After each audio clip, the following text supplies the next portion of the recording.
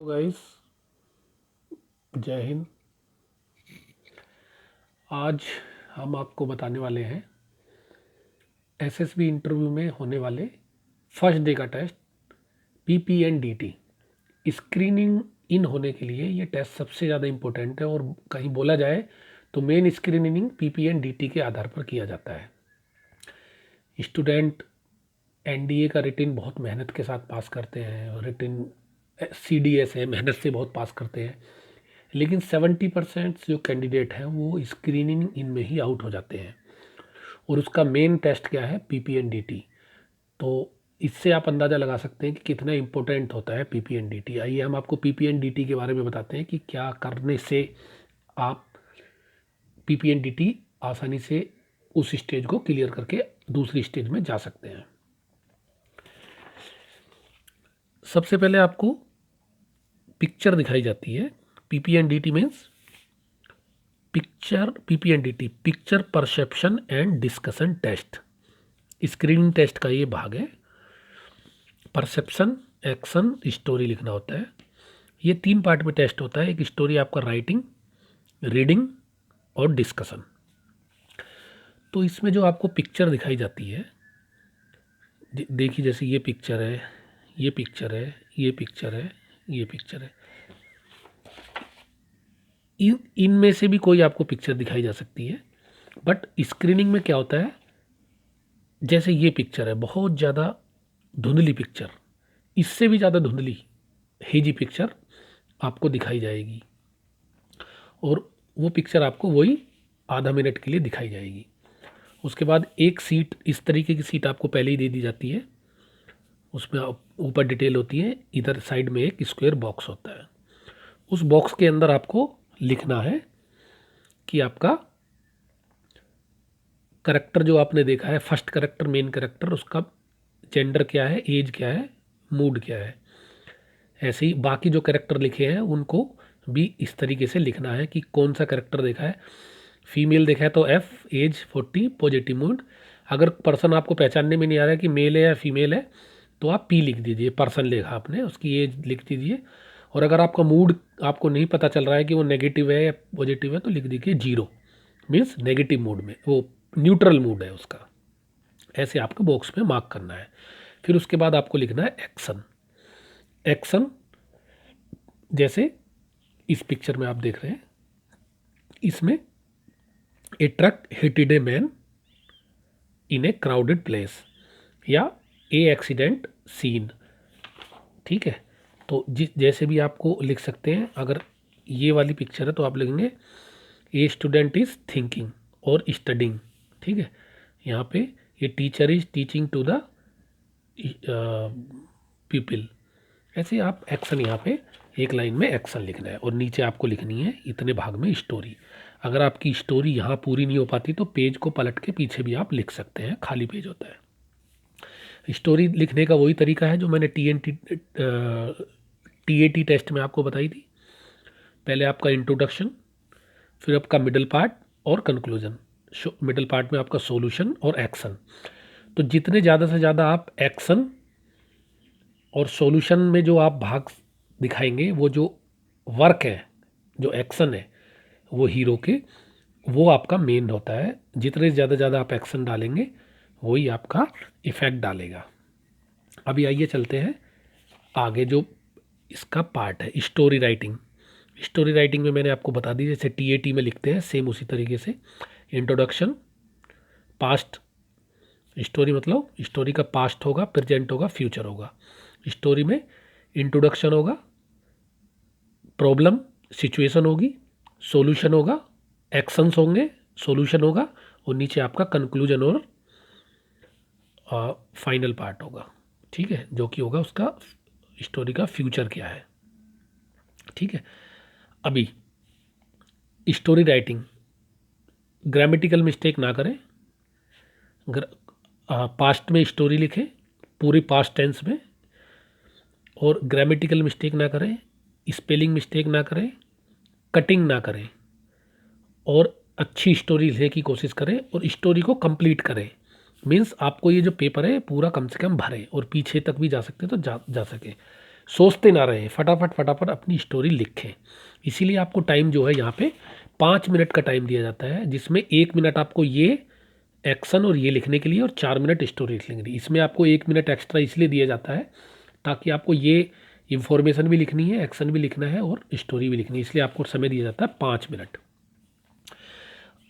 Story आपने लिख करके उसके बाद दूसरा पार्ट आता है, जब आप स्टोरी आपके पेपर जमा हो जाता है तो आपको बाद में जब डिस्कशन के लिए जाते हैं तो आपको अपनी स्टोरी रीडिंग करनी होती है। आपका टर्न आता है, टर्न वाइज आपको अपनी स्टोरी बोलनी है।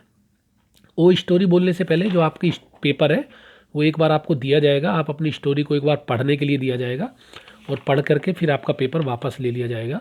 फिर आपको 1 बाय 1 अपनी अपनी स्टोरी बतानी है पूरे ग्रुप को, ठीक है। और जब लास्ट पर्सन अपनी स्टोरी बोल देता है फिर आपका होता है डिस्कशन, जो कि 5-6 मिनट तक चलता है। अब यहाँ पे ध्यान देने वाली जो बात है वो है लिसन इंस्ट्रक्शन केयरफुली ऑलवेज। कभी भी इंस्ट्रक्शन जो भी आपको मिलती है वो बहुत ही ध्यान से सुनना है। जो भी सामने खड़े हुए आपके असेसर हैं जो भी इंस्ट्रक्शन देते हैं, अभी मैं आपको कुछ भी बताऊं, आपके कोचिंग में आप कुछ भी देखें, नेट पे आप वीडियो में आप कुछ भी देते हैं, लेकिन वहाँ पे जो आपको इंस्ट्रक्शन दी जा रही हैं दैट इज़ मोर इम्पोर्टेंट। उनको बहुत ही ध्यान से सुन रहा है, क्योंकि कभी कभी माइनर मेजर चेंजेस वहाँ पे होते हैं। अगर आप पहले से प्री माइंडेड होकर के जाओगे तो वहाँ पे कई बार गड़बड़ हो जाएगी, इसलिए इंस्ट्रक्शन को ध्यान से सुनना है। अभी डिस्कशन में मैं आता हूँ। डिस्कशन में सबसे पहले आपकी ड्रेसिंग सेंस।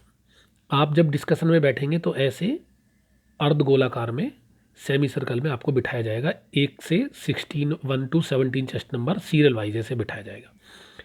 क्या ध्यान रखना है? ड्रेसिंग, आपको बढ़िया फॉर्मल ड्रेस, अच्छी डार्क कलर की पैंट, लाइट कलर की शर्ट वेल प्रेस्ड करके पहनना है। टाई है तो टाई लगानी है, सर्दी का सीज़न है तो स्वेटर या कोट पहन सकते हैं। आपके बढ़िया हेयर कट होना चाहिए, ठीक है, साइडों से कटा हुआ, बढ़िया वेल अच्छे से कंघा किया हुआ और बढ़िया होना चाहिए। आपकी सेविंग ज़्यादा बड़ी नहीं होनी चाहिए, सेविंग करके जाना है, साफ़ सुथरा, अच्छा एकदम स्मार्ट बन के। ब्रश किया है, दांत चमकते हुए, नाखून कटे हुए, शू आपके पॉलिश होने चाहिए। आप अच्छे से जाएँ, कोई भी रिस्क लेने की ज़रूरत नहीं है इस जाते समय भी। सीटिंग पोजीशन, जब आप बैठें तो बढ़िया से अपने बैठे, ना कमर पीछे चेयर से लगाए, ना आगे की तरफ झुके, सीधे बैठे, अपने हाथों को थाई के ऊपर रख के अपने आराम से अच्छे से बैठे।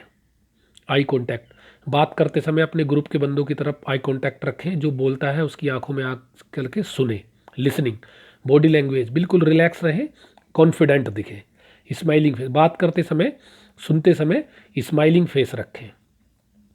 ग्रुप इन्वॉल्वमेंट, जो भी ग्रुप में डिस्कशन चल रहा है उसमें अपना इन्वॉल्वमेंट रखें, ग्रुप के साथ अपनी बातचीत जारी रखें। कि अपने को शांत रखें, ज़्यादा शोर शराबा हल्ला गुल्ला चिल्लाना नहीं है, लॉजिकल आपके पॉइंट रख रहे हैं और एक्टिव रहना है। स्पीक स्पीक स्पीक, और बोलते रहना है, बोलते रहना है, बोलते रहना है, चुप नहीं बैठना है। लिसन इंस्ट्रक्शन, फिर यहाँ पे बोल रहा हूँ इंस्ट्रक्शन को केयरफुली सुनना है। ये मैंने आपको मोटा मोटा बताया। अभी मैं आपको कुछ डीपली बात बताने जा रहा हूँ। कैंडिडेट होता क्या है, जो 90% कैंडिडेट जो गलती करते हैं, जब आपका रिटिन स्टोरी आपने लिख दिया तो रिटिन स्टोरी लिखने के बाद क्या होता है कि कैंडिडेट के मन में बहुत सारे सवाल होते हैं। जब हम बाहर चले जाते हैं, आपको कभी कभी आधा घंटा 1 घंटे का टाइम मिल जाता है। अगर आपका फर्स्ट ही ग्रुप है तो कई बार आपको टाइम कम मिलता है, नहीं तो आपको 1 घंटे तक का भी टाइम मिलता है। उसके बाद आपका डिस्कशन का नंबर आता है। पर सपोज करो जितना भी आपको समय मिलता है, बाहर आकर के स्टूडेंट सोचते हैं कि मेरी स्टोरी ऐसी हो गई वैसी हो गई, मैं स्टोरी बदल दूं, ये कर दूं। नहीं, आपको क्या करना है, आप अपनी स्टोरी को रिवाइज करें। Introduction part, action part, conclusion part, जो भी आप कुछ छूट गया है या स्टोरी आपकी कंप्लीट नहीं कर पाई है वो आप अपने माइंड में प्रिपेयर कर लें। जो आपने कुछ लगता है आपने गलत लिखा है, पूरी स्टोरी आप चेंज नहीं करना, क्योंकि साइकोलॉजिस्ट के हाथ में आपका पर्चा होगा जिस समय आप स्टोरी बोलोगे। अगर आपने स्टोरी चेंज कर दी तो आपकी चोरी पकड़ी जाएगी। आपने स्टोरी चेंज नहीं करनी है, लेकिन जो भी आपने स्टोरी लिखी है उसमें अगर आप कुछ ऐड करना चाहते हैं या रिमूव करना चाहते हैं तो अपने माइंड में प्रिपेयर कर लें कि इंट्रोडक्शन पार्ट में मैंने ये लिखा था, लेकिन मैं इसमें थोड़ा अमेंडमेंट करके ये बोलूँगा। ऐसे ही वर्किंग पार्ट में मैं कुछ ये एक्शन मुझे लिखना था, नहीं लिख पाया, लेकिन ये एक्शन होने चाहिए, तो उनको आप रिवाइज़ कर लें। अच्छे से अपनी स्टोरी को रिवाइज़ कर लें, याद कर लें, अपने दोस्तों से बात कर लें किस किस ने क्या क्या स्टोरी बनाई है। तो आपको पहले ही अपने ग्रुप में, जो आपको पता चलेगा कि इतने से इतने तक का ग्रुप है, तो आप एक जर्नल आइडिया बना लें कि किस किस कैंडिडेट ने क्या क्या स्टोरी बनाई है। बहुत सारे कैंडिडेट आपको बता देंगे, बहुत सारे कैंडिडेट नहीं बताएंगे, बट जो भी बता देते हैं डिस्कस करें, पहले ही थोड़ी सी बातचीत कर लें किसने क्या क्या स्टोरी बनाई है, तो आपको जर्नल एक आइडिया हो जाएगा कि कितने कैंडिडेट ने क्या क्या स्टोरी बनाई है। अपनी स्टोरी को अच्छे से याद कर लें, अच्छे से प्रिपेयर कर लें कि आपको क्या बोलना है। अभी जब आप एंटर कर जाते हैं डिस्कशन रूम में, उसके बाद अपनी स्टोरी को भूल जाएं, उसके बाद अपनी स्टोरी को रिवाइज ना करें। वहाँ पे बैठने के बाद जब स्टोरी रीडिंग स्टार्ट हो जाती है, तो अपनी स्टोरी, जब आपको पेपर मिलता है अपनी स्टोरी पढ़ लें ध्यान से, फिर एक बार और रिवाइज कर लें और पेपर वापस कर दें, फिर अपनी स्टोरी को भूल जाएं। जब आपकी चांस आती है तभी सिर्फ अपनी स्टोरी को खड़े होकर के कॉन्फिडेंटली सुनाएं। स्टोरी सुनाने से पहले क्या होता है, आपको ये भी बताना होता है कि आपका मेन कैरेक्टर क्या है, मेन कैरेक्टर की एज क्या है, आप वो उसकी मूड क्या है, और अदर कैरेक्टर क्या क्या उनके सेक्स है, उनकी क्या क्या एज है, और जो भी आपने देखा है, तो उसको आप कॉन्फिडेंटली पहले, जैसे friends, I have perceive 4 character on this picture. First character is male 21 positive mood, second female 40 positive, third one male 40 positive, and fourth one is person 40 neutral mood. Action, a truck hit a person lying, and then you start your story. The Suresh is so and so, and जो भी ये story आप अपनी पढ़ के confidence सुने। लेकिन उससे पहले, स्टोरी बोलने से पहले, आप उसका जो डिस्क्रिप्शन है वो देना ना भूलें कि मैंने कितने कैरेक्टर दिए हैं। एक्शन, इंस्ट्रक्शन फॉलो करें, जो भी इंस्ट्रक्शन में आपको बताया गया है वो आपको ज़रूर बोलना है। आपने कितने कैरेक्टर दे रहे हैं, उनका मूड क्या है, एज क्या है, एक्शन क्या है, वो बोलना है स्टोरी से पहले ज़रूर, और कॉन्फिडेंटली अपनी स्टोरी सुनाना है। उसके बाद बैठ जाए।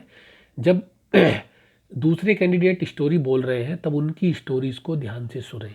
अगर आपके ग्रुप में 17 स्टूडेंट हैं, एक आपकी छोड़ के, तो 16 स्टोरी जब आप सुनेंगे तो उसमें से 3-4 स्टोरी आपको अच्छी लगेंगी।